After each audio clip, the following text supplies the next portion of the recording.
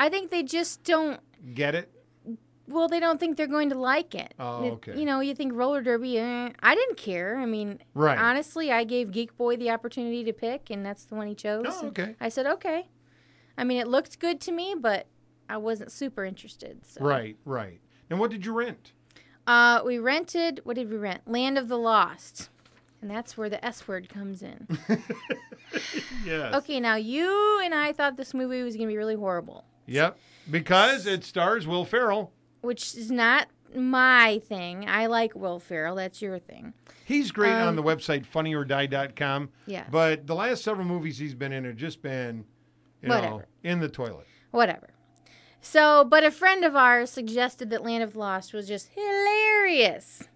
Because it was so bad? Okay. No. Oh, okay. It's in the middle. It's between bad and hilarious. Okay. It's funny in parts. It kind of dragged. But, I mean, I was entertained, and there were some parts that were really laugh out loud funny. Okay. But I would say don't bother. I mean, really, if I had to go back and choose, I wouldn't have spent my $2.60 on this movie. Well, it's based on the television show. Loosely. Back when we were kids. Oh, loosely? Oh, yeah. Okay. I don't know. It had a lot of creativity to it with all of the props and the CGI dinosaurs and stuff like that. But it just kind of was a big jumble of crap with some funny stuff in it. Oh, okay. So, you know. So there you go. It wasn't as bad as I thought it was going to be, though. But it still wasn't great. No.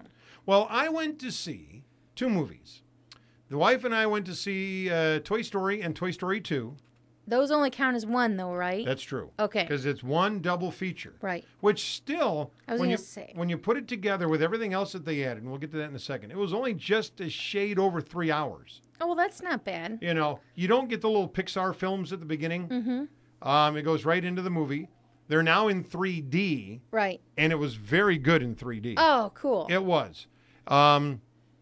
It probably wasn't as 3D-ish as it could have been had they started, you know, when they started creating it. They created it in 3D. So it was like Nightmare Before Christmas in 3D, which was not very good at all. Well, this is, but could have been better. It could have been better, yeah. And that was about the only knock. But again, it's the original Toy Story movie. Then it's followed immediately by, well, not immediately, but it's followed by Toy Story 2.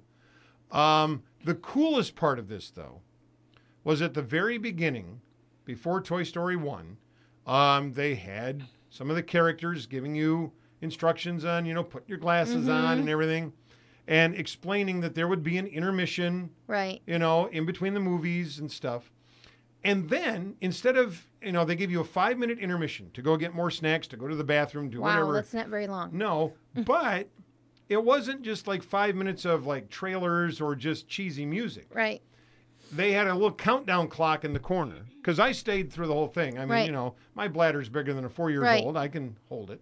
And they had some of the characters, John Ratzenberger and some of the others, you know, doing these little commentaries about, oh, I got to pee. And then they, you know, they take off. Well, I don't want to miss anything. Well, you get 4 minutes and stuff. And then, you know, and then Woody comes in and Buzz flies through. It's hilarious. Intermission was just a hoot. Cool. You know, so if you can stay for intermission, do. It's very funny. And the movies were very good. I mean, even before all of this, Toy Story and Toy Story 2 were very good. And it all leads up to Toy Story 3 next June. Right. Where, if I remember the trailer, Andy goes off to college. Oh. So what's going to happen to the toys? Right. You know, it's not like in Toy Story 2 where they were going to be sold. Now it's Andy's grown up and he's getting ready to go off to college. So now what happens? So it'll be pretty cool. Maybe Wally's going to come in and incinerate them all. Or Sid's going to blow up the house or something. He'll compact them. There you go. So that's, you know, that was very cool. And then I left it up to my wife. Right. I said, what do you want to go see? Because it was Tuesday night. It was bargain night. Tell us the choices. She said, what did you want to see? And I said, well, there's Cloudy with a Chance of Meatballs that's playing. Right. I'd still like to see that. I haven't seen that. There's Zombieland. Yes. With Woody Harrelson. Right. Which she would probably never want to see. Then there was like Love, what is it? Love Happens or Love? Yes, Love Happens. Yeah, Love Happens, which she knew I didn't want to see. That's the latest Jennifer Aniston thing. Aaron Eckhart. Right. So we went to see Couples Retreat. And did I not warn you? Vince Vaughn. The day that you said you may go see that. Vince Vaughn, Jason Bateman, Jon Favreau, directed by Peter Billingsley, who plays Ralphie from A Christmas Story. And I laughed. Not through all of it. Once? No, several times. Did your wife laugh? Yes. She actually said, well, that was cute. Really? It's dirty, though, isn't it? No, not really. Not as dirty as you would think. Oh, okay. I mean, there are a lot of suggestions. Right. But basically what it is Jason Bateman and his wife mm-hmm. they're like very, not really strict, but they follow. Rigid. Yeah, they're very, thank you. And they've been trying to have a baby. Mm-hmm. You know, and they've been doing everything the book says and the videos and right. this and that on what time is right during the month. Too much pressure. Right, yeah. basically. And they're just trying to do everything by the letter to have a baby and conceive, and mm-hmm. they can't. It has strained their relationship mm-hmm. to the point where they announce to their neighbors, the rest of the couples, that they are getting a divorce. Mm-hmm. But they announce it through a PowerPoint presentation.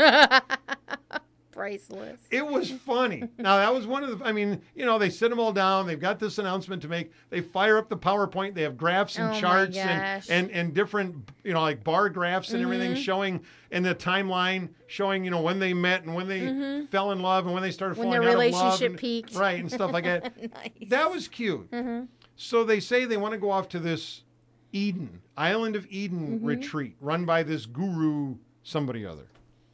And the problem was that it's very expensive. Right. And they can't afford to go by themselves. But if they all go in together, the 4 couples, mm-hmm. then they can get a group rate. Oh, okay. And then everybody can afford it. Right.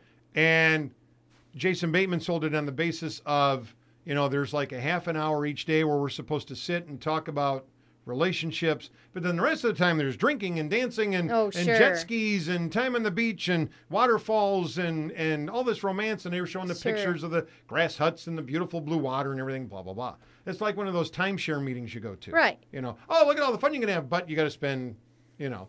So then they get to the island and they find out that most of the time is to be spent working on your relationship? Yeah, basically, yeah. Oh, my gosh. But not only, you know, sitting there with a therapist, but also doing like team building stuff mm-hmm. and everything. Some of it's boring, very predictable. But some of it, couple of the counselors are very funny, mm-hmm. you know, and it actually, for a bargain night movie, wasn't bad. I can't believe you're saying it, Bob.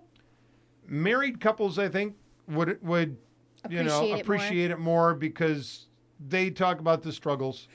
But the funniest part of the movie has nothing to do with the couples. Okay. But if you have kids, you've been down this road. Mm-hmm. And I'm not going to spoil it. Sure. But they take, when the guy goes, well, Vince Vaughn's character goes to the hardware store. Mm-hmm. Big box hardware store. Right. They're planning on doing some remodeling of the house. Right? And his wife's doing that. And this is kind of how it starts mm-hmm. on their side. She drags him to big box store. Do you like this tile? Do you like this tile? It's like going to Hillsdale Interiors and you're seeing 2 colors of green. Bone white, and then you're seeing eggshell white. And it's like, you know, which one do you like? And he says, well, they're both white. And she flips. You know, well, they're not. You know, one is bone and one is eggshell. And he can't not care because that'll be a wrong answer too. Right, but he can't really see the difference between bone white and eggshell, you know. And no matter what he chooses, he's wrong. But then the little child who's got to be, I don't know, 3-4 years old, does some things over in plumbing, which is just absolutely hilarious. Okay. And if you've had kids, then you're, you know, even if your kid never did that, he's done something like that, and you're so. Right. So it really, it's cute. I cannot believe it. But bargain night. I wouldn't spend the whole, or wait till it comes out on when the trailer first came out, I wanted to see it. And then the more I saw the trailers, I thought, But there's more to it.